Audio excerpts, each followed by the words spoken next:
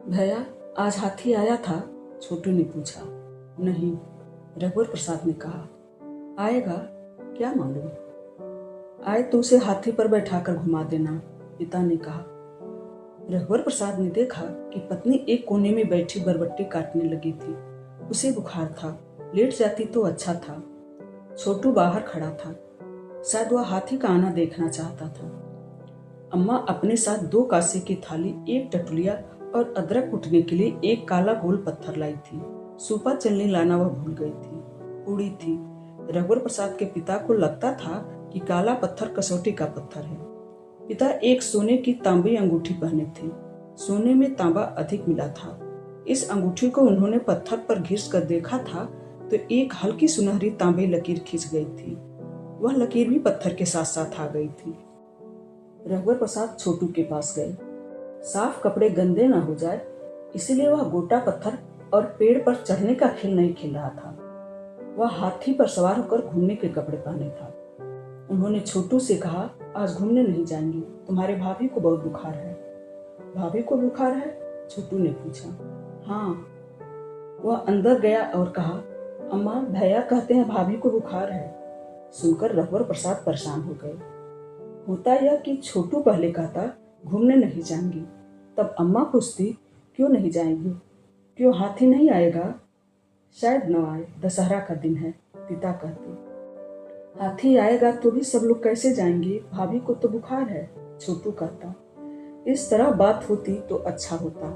रघुवर प्रसाद झेप गए कि अम्मा पिता क्या सोचेंगे। अम्मा ने सुनसी से पूछा, बहू तुमको बुखार है? सुनसी ने बरबट्टी काटते सिर हिलाकर नहीं कहा। अम्मा उठकर सुनसी के पास गई, माथा छुआ। है तो बहुत बुखार है। सुनकर पिता उठकर बैठ गए। सुनसी की आंख छलछला आई, शायद उसे मायके की याद आ गई हो। अम्मा ने उसके सिर को छाती से चिपका लिया। चल लेट जा। डॉक्टर को दिखाया था? रघुवर प्रसाद के पिता ने पूछा। जी, गोलियां दी हैं। गोलियां कब खानी हैं? 2-2 घंटे में। समय हो गया? हाँ।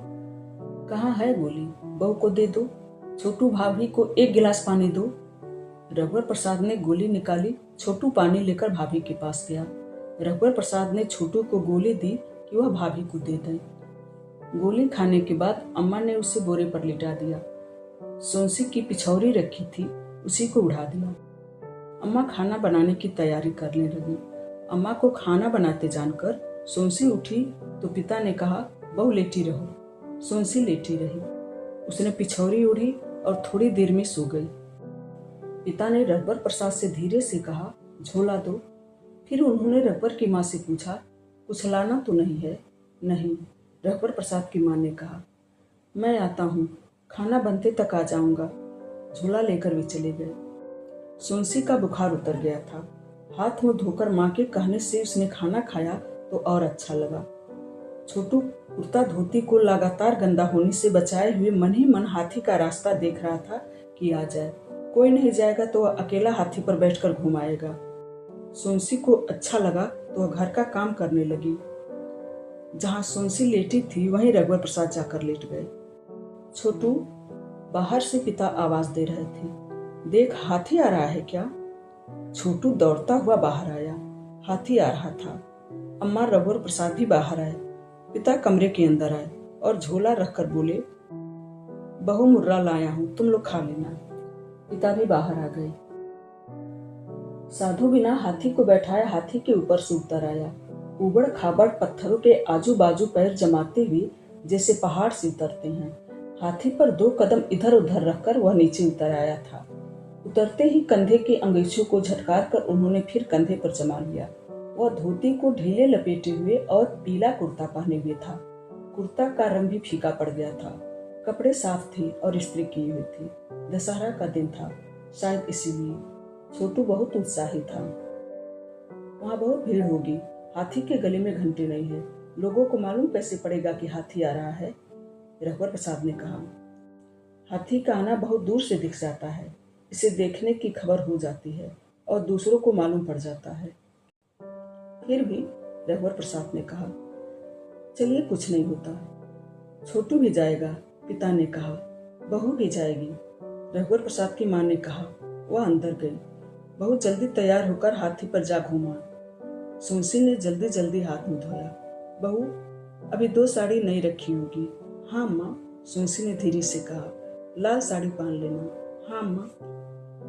अम्मा ने खटिया से तहाया हुआ बिस्तर उठाकर नीचे जमीन पर बिछे बोरे पर रख दिया। दरी उठाई और खटिया को खड़ी किया। दरी को अम्मा ने खटिया पर टांग दिया। खटिया की आड़ में साड़ी बदल लेना। सुनसी नई लाल साड़ी लेकर खटिया की आड़ में चली गई। नीचे बैठकर उसने पुलका पहना, फिर लाल साड़ी पहनी। खटिया की आड़ से वह निकल गई। बिंदी लगाई? अम्मा ने पूछा। हाँ अम्मा। पैरपट्टी पहन लेना। सुनसी ने पैरपट्टी को उतार दिया था। हाँ अम्मा। रघुबर, अम्मा ने बुलाया। तू भी कपड़ा बदल ले।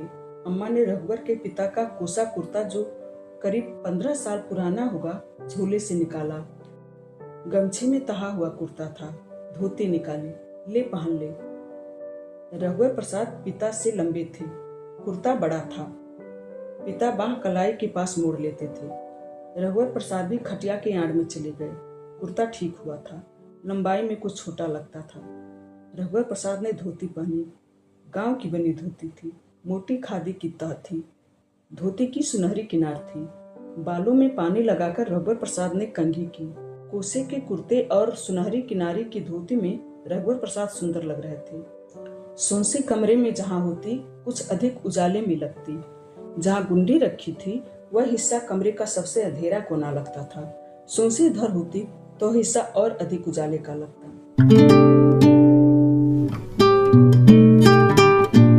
इस कहानी का शेष भाग अगली वीडियो में। धन्यवाद।